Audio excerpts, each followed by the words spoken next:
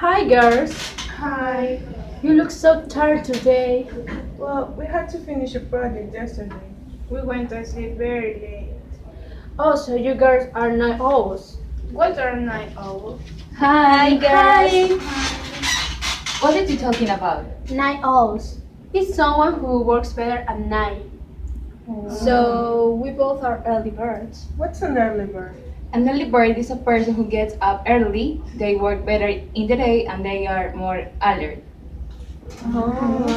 So, little birds, it's too much vocabulary. Let's drink something. Okay.